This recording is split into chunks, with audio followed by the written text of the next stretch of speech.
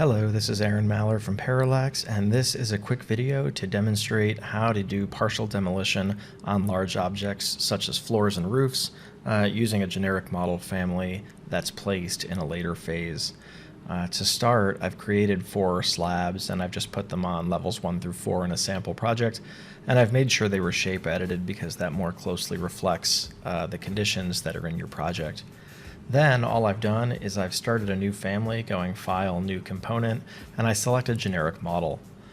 Inside the family, we're going to sketch whatever exact shape we would like to demolish in either one of the slabs or multiple slabs. And I've done this by just using, of course, the void extrusion, and we've sketched the shape.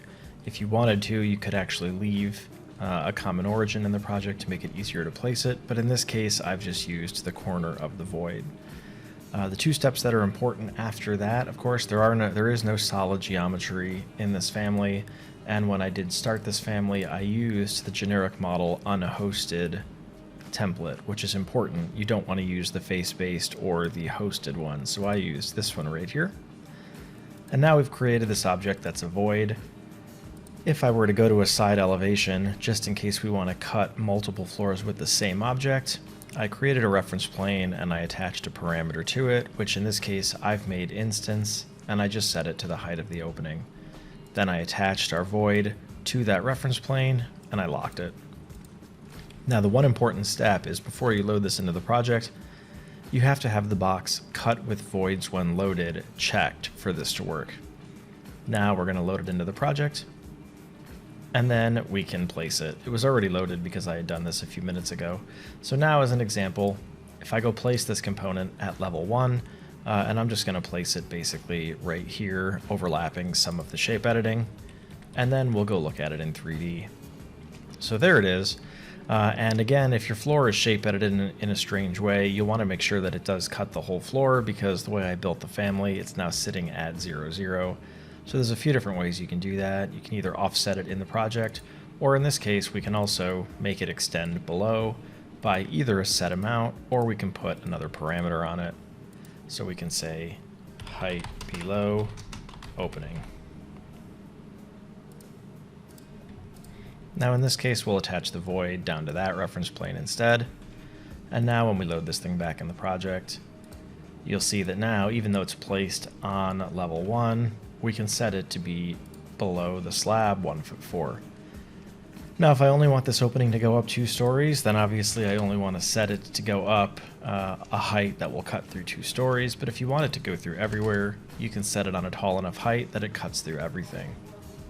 Now, I've made the slabs, of course, existing, and the new object that we've created, even though it's nothing but a void, because it's a modeled component, it gets its own face created, so I've put it on new construction in this file.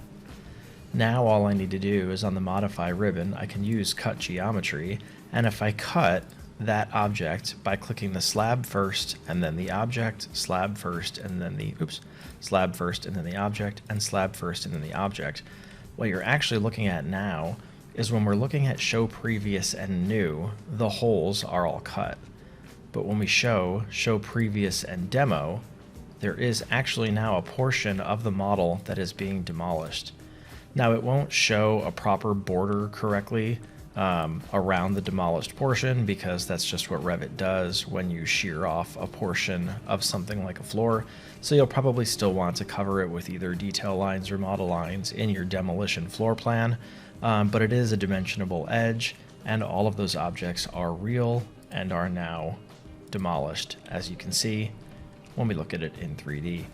Of course, if the opening needs to be different on multiple levels, then you'll want to just take this object, which remember is happening during new work, and you'll want to edit that so that it's only cutting specific floors, and then you'll have different ones where the shapes need to be different. I'll attach this family to the email, but there's actually nothing special inside it. It's just an empty generic model family with an extrusion sketched for the opening. So hopefully that helps, and let me know if you have any more questions. Thanks.